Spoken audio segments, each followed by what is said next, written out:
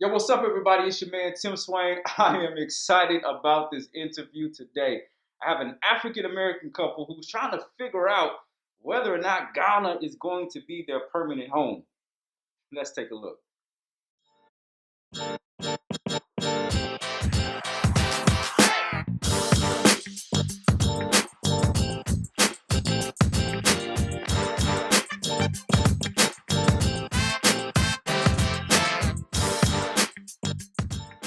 So, listen, guys. I'm really excited about this. Just off camera, we were laughing about a lot of great things. But before we get into the conversation today, I want you guys to introduce yourselves. Your name, where you're from, and how long have you been in Ghana?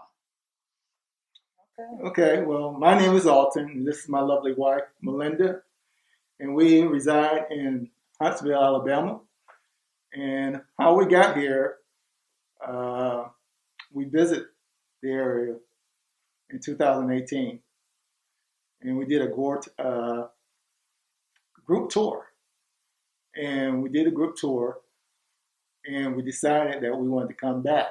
So we came back uh, last year, 2019 of December. And It was last December. well, yeah, last December. I'm sorry, yeah. So I'm getting my years mixed up, but actually last year when we came. Okay. So you've been here since December of 2020, Yes. and you're trying to figure out whether or not Ghana is going to be a permanent home for you. Is that correct? Yes. Yes. Okay. Yes. So I got to tell the story about how we met. I was at the barber shop, and I heard Malinda talk, and automatically, anytime in Ghana, if I hear an American accent, I try to have that conversation with the person. So we start chatting, and come to find out, they had lived in Texas for a little bit, so we found that Texas connection. So I said, yo, we need to connect.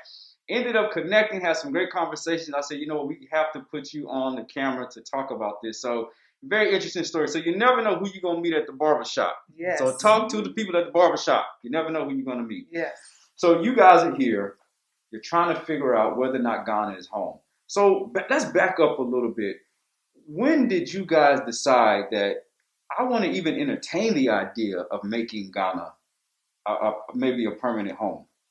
Well, when we came in 2018 for the culture tour, of course, like my husband always say, they gave us the watered down version of how living in Africa could be and just how Africa is in general. So just from doing that tour, we was like, we never considered Africa for a place that we can probably stay and feel comfortable at. Mm-hmm.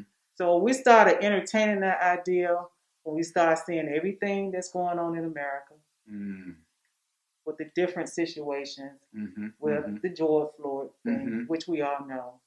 And also, we felt like a kinship, especially when we went and we visited the slave castles, and we felt like, hey, this is our home. So the idea came upon us to say, hey, why not explore Africa? We explored everywhere else. Why not explore Africa? Wow. And it couldn't have came at a better time with all the other social unrest and everything that was going on. So It came at a good time. I was telling someone that it was similar to myself in 2014. I had this transformative experience because I had been visiting Ghana off and on since 2007. Oh. 2014 is when Mike Brown happened. Okay. Right? So I'm walking through Ferguson, Missouri with the NAACP, which is a civil rights organization in the U.S. And right after that, I come to Ghana to do some setup work for my nonprofit organization. Now, I go from, fried chicken and watermelon being left on the side of the road, people yelling at us, white folks calling you stupid, this, stupid, every name in the book. Being cognizant of my blackness every day. Then I come to Ghana where it's just like, I'm a human being. Yes. So at that time, I told my wife, I said, listen, Ghana might be the place. But it took several years of planning to actually get there. So what you guys are doing is so wise, in my opinion. You're here for about 2 or 3 months to just really check out everything. Yes. I think that's so wise. So tell us, I know you came to Ghana several years ago. Yes. But talk to us about maybe this time. When you first got here, walk us through that experience. What was it like for you? The sights, the sounds, the smells, and all of that. I would say for me, when I first got off the plane, I felt relieved because you got to remember we're coming out of this COVID thing of being on lockdown since March. So we haven't been anywhere or around a large crowd. So we felt relieved. We felt that we was leaving a weight of the world behind us because I know you heard about the horror stories, how the COVID was impacting African Americans. And I really felt relieved because I felt like if we didn't get out and somehow get to our natural environment, it felt like we weren't going to, it just felt like we weren't going to survive. Like we had to get out. So when we stepped out on the terminal and out in the environment, feeling the warm air, just seeing the people, it's like your stress level just dropped. And we went through a lot to get here, right? It wasn't a piece of cake. Because you have to go through all these different COVID tests, all the different screenings to get here. And you have to have a negative test in 72 hours. And even though you're isolated, you still don't know what can happen. So it's just the stress of knowing that you have a ticket, you have the arrangements to get here, but it's all dependent on that test. Wow. A negative test. Yeah, and for myself, I agree with Malinda. I was very excited, very relieved, because being a black man, you know, I kept seeing the same cycle because I seen it at a very young age. But even when I was younger, it was always like, what did you do? And I'm like, I'm 13 years old. What did I do? I'm just a kid. You know, but I realized even back at home, I think we've been so traumatized that sometimes we end up tending to blame the victim. You know, and I know some people probably won't even understand the situation because, you know, I guess with all the shootings and things like that, and then it's like we're being told to don't run, you know, don't talk back, you know, all those things. And it's like, I thought this was the land of the free. Listen, I told y'all today we about to go in. You know, what you're saying is true. And there's so many people who are feeling this pressure. I was on Facebook the other day, and a friend of mine wrote a post. He said, sometimes as a black man in America, I just want to scream, but I hold it in. And I stopped and I said, this is probably one of the areas of dysfunction that we don't even know that exists. But because of all that trauma you talked about, right? We are taught, just shut up. Don't say nothing because you got to survive. Yeah. And survival means there's no weakness. There's no complaining. You just take it until you die. So you left all of that. Yes. Right? You came to Ghana. You're able to decompress for a moment. Now you're here. The first time you were here, it was how long? It was about 2 weeks, about 12 days. About 12 days. About 12 days. Okay. So now you're here a little bit longer. Let's back up a little bit. Those first couple of days being here this time, what was it like for you? Trying to find, you know, what to eat, where to go to do this and that. How was that process for you? Well, I guess really everything was right there. Okay.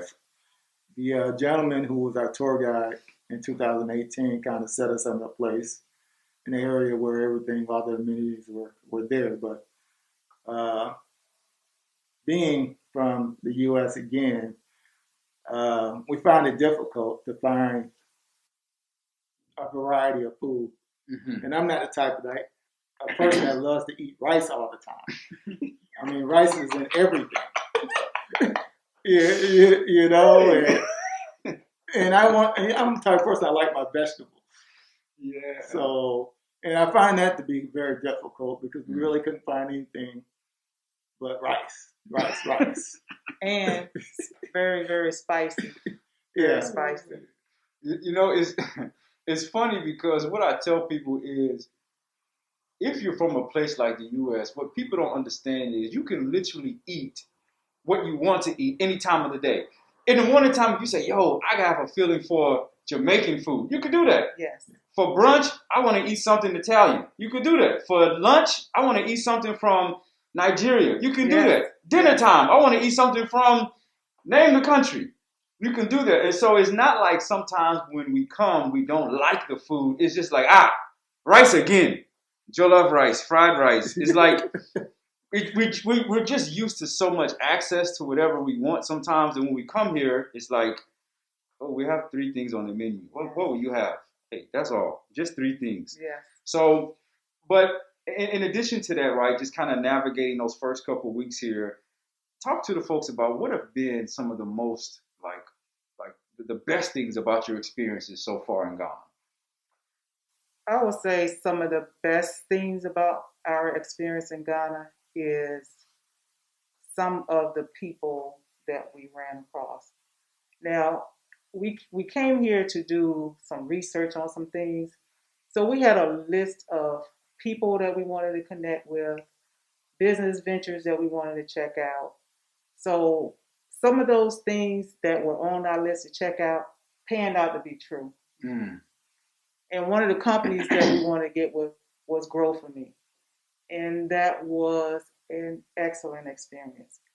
Based off here, when you hear people saying that it's difficult to navigate to get things done. So that was a plus with them. And then also there was a young lady that they said, because the last time I was here, I didn't get anything made for myself. Mm-hmm. So to hear people give you contacts that pan out, like a young lady that made my dress, Johan, they was like, check her out, she's good. Nate the barber, where I met you at, check him out, he's good. And then just to run across an American like yourself, they give us insight on how to navigate around. That was, for me, the best thing, because when you're here, all of us look alike. Yeah. So you really don't know who's American, who's British, who's... But the highlight of your trip, to find out that things that was given to you panned out, and to meet an American like yourself that cared about our well-being. To me, that was a highlight on my trip, because if you don't have that, it's like you're running around lost. You're running around lost. So it's not so much as the places that I've been to or the artwork that I've seen. It's just having that security of knowing that, okay, when somebody said they're going to do something, they did it. You met somebody that helped you out, that understand where you're coming from. To me, that was my highlight. Wow, I mean, that's powerful. Somebody might look at it a little different, but for me, that was my highlight. Wow. And I think I can add on to that. And I totally agree with her with that. But also, I know we don't want to make this whole thing all about business. Yeah. So we did like the leisure time to go to Cape Coast and Elamina area, because I love the beach. And that was just a quiet time, because I'm not too much of a city person. So, to have that quiet time to reflect and heal, that was my great experience. And I thought, great for both of us. Oh yeah, we love that resort we were at. Wow. Very refreshing. Yes. It's very interesting you should say that, because I was just speaking with someone and I was telling them that there's different types of poverty that exist in the world. There's the material poverty, then there's like the social and the spiritual poverty. I think that in a place like the U.S., we have, like, material-wise, we have it. Yeah. But when it comes to like the social, just the healing, the spiritual part, is lacking. So when you come to Ghana, you can just sit there and go to a place like Cape Coast Castle, go to Elmina Castle, and just reflect on like the realities of what kind of strength it took for them people to pass through the door of no return. Yes. Be on these ships for months. Yes. Come to America or other places in the diaspora. Not lose their mind. That's right. And give you enough to have some kind of piece of a life. I think what it does is, I tell people, at least in my experience, the first time I came to Ghana, it was really a spiritual thing that I couldn't describe. It was just like, it was like reconnecting with something that I didn't even know I lost. Yes. And it's powerful and it's transformative, and it can be also like a high that people receive maybe on like one of those short-term trips like you guys went on. Yes. But then what happens sometimes is they say, like yourself, oh, I love this, I'm moving there. Yes. They may not do what you are doing, which is trying to investigate and stuff like that. They may move straight here. Yes. Talk to those people. You've been here checking things out. We know about the great stuff. What have been some of the real challenges that you guys have experienced? Yes. One of the real challenges is the amenities here and the infrastructure. And that has been a real challenge with the water, not knowing when the water is going to be turned off. You have to be very conservative. It's not like the U.S. You can get in there and you can take 50 million showers in a day if you choose to, as long as you pay your bill at the end of the month. Use as much water as you want to use. And the same way with electricity. You never know when electricity is going to go out. And you have to be very conservative with the electricity because of whatever power grid or whatever system they have set up. And also with the internet. We had some problems with the internet. We got ourselves a Ghana phone when we got here. You try to make a call, you out of airtime. You try to get on the internet, you don't have enough data. You try to use the internet where you are, and then the internet cuts off. So it's there's a challenge there with those amenities. So that's something that that you have to consider, and it also teaches you to be more conservative, be mindful, not only of Mother Earth, but just don't take water, electricity, none of that stuff for granted. I'm quite sure when we get back home, we're going to be very conservative with our uses. And I was laughing here because, I was trying to bring my work here, and Melinda's like, don't you bring that computer, and as she was saying about the internet. Yeah. But not only did I have a problem with the internet, I guess the converter ended up burning up my charger. Yes. I'm not laughing at y'all. I'm laughing in understanding. That's why I'm laughing, because I understand. So now I don't have a computer. And, I get people that tell me, well, you can go to a computer place. And I'm like, no, I think I'll just wait till I get back to the U.S., because I don't, I have a very expensive computer. And I'm like, there's too many things are happening. Yeah. So I'll just wait. And I just told Malinda, I said, well, Malinda, I guess you're right. So this is just going to be pretty much of a search mission and leisure time for us. Yes. Yeah, it's as you're talking, I'm laughing out of a sense of I feel you 1,000,000%. But because I've been living in Ghana for over a year now, I've learned how to adjust. But sometimes you have those moments where, at first, let me be honest, it was frustrating because what I tell people is, if you're Ghanaian and you're used to your lights going off, like maybe there's the reality is there are some parts of Ghana that don't have light at all, right? But then there are certain parts where it may go off once a week. So if you're coming from a place, let's say in the northern region or some other whatever place, right, where now you have electricity, but it goes off once, a week, then for you, comparatively, that's not a big deal. But I tell people, for folks like ourselves, we are coming to a place where it's the uncertainty of everything. Yes. And it's not just, the light went off and everything else is good. It's the day when you wake up in the morning, you go for a bath, there's no water. It happens. You have to send an email or something to somebody, my data is finished. I didn't even know. It happens. Then you want to call somebody and say, can you pick me up? You have no minutes remaining on your airtime. Then you go to a place that somebody's like, hey, I know a good person that's such and such. You get there, hey, let me call the guy. The guy's not around. You're waiting for 3 hours. So it's all of those things. And then on top of that, it's like, hey, where can I get a good whatever? Once they hear that, what they call that old Bruni accent, whatever you was about to buy, it just went up. So it's all of those things that happen that makes people feel frustrated. And it's just the reality of what you will experience. It doesn't mean that Ghana's all terrible. Somebody is going to rob you or whatever. It just means that when you're not used to that, it can become overwhelming. Yes. And you also don't know sometimes like who to trust. Exactly. And with you saying that, that's another challenge, is the communication piece. Because when you're trying to communicate what your needs are, because at this point you're visiting another country and things are ran different.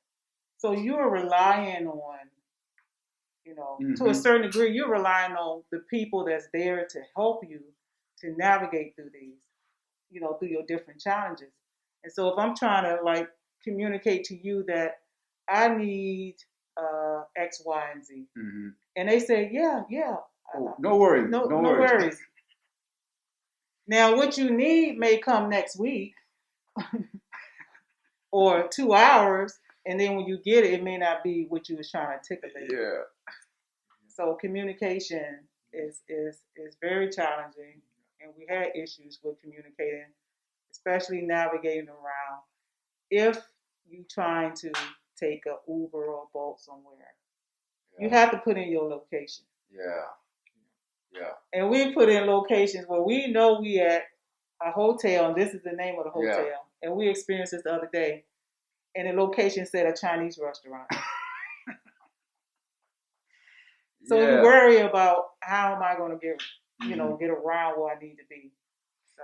Yeah, and you don't know what you don't know. So it's like it's not just I'm inconvenienced because it says a Chinese restaurant versus a hotel. It's like I may be at a place where the driver's going to an area where I don't know the sides of town.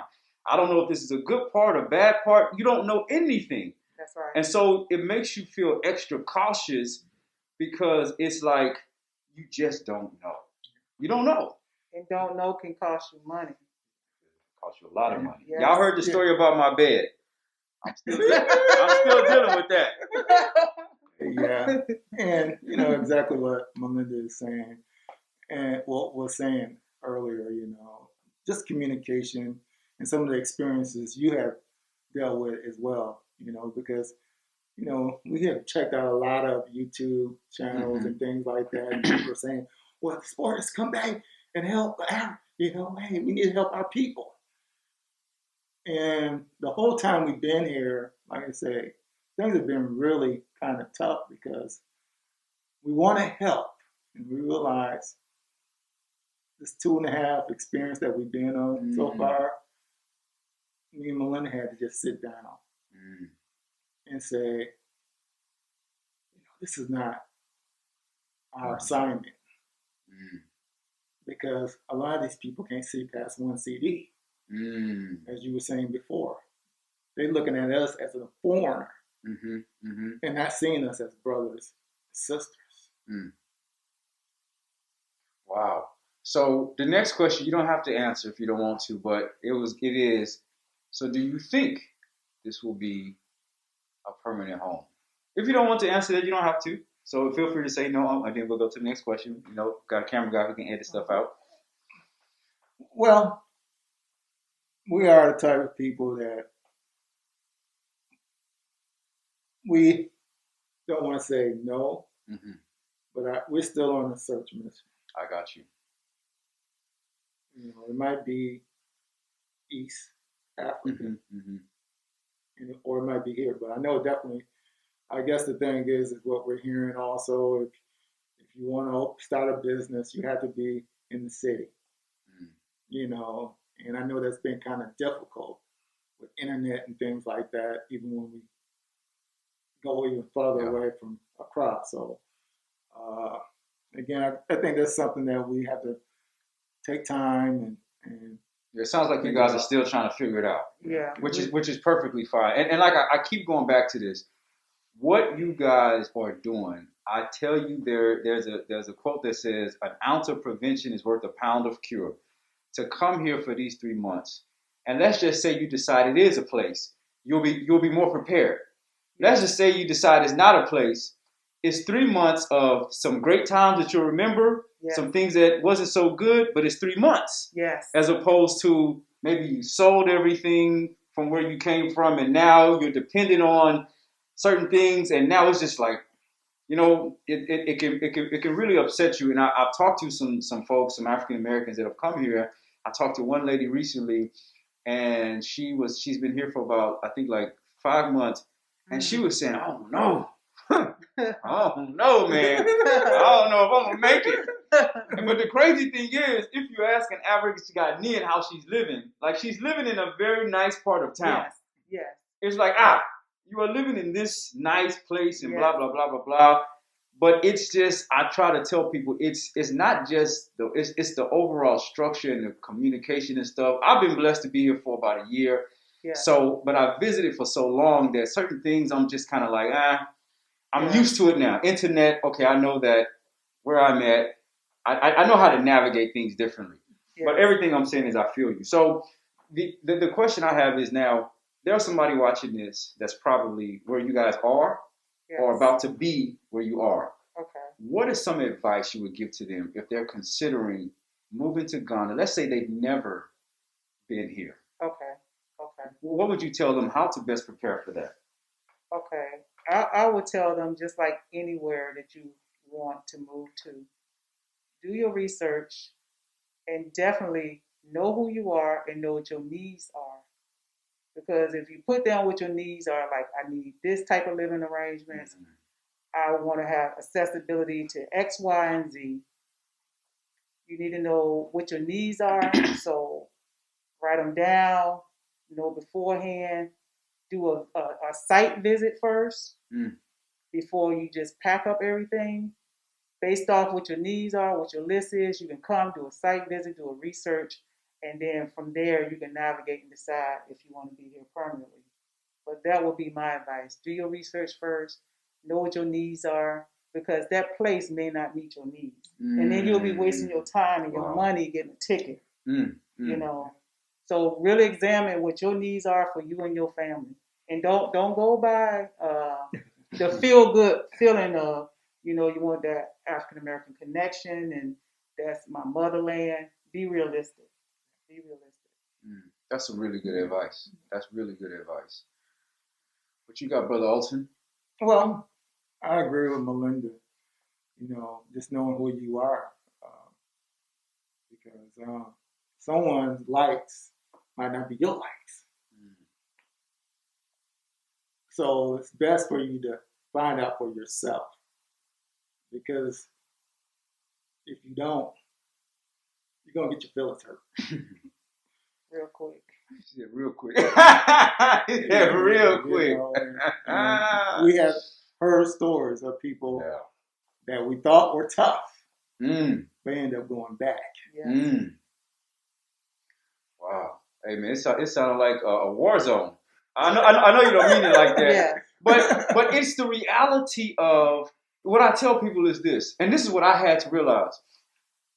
In America, the first thing that people see is this: color of your skin. That's the first thing they see, right? That's how you judge every day, and it's not just what they see; it's how they treat you and how we could go to the whole history of what's been happening because it's very systemic. It's at the root level. Yes.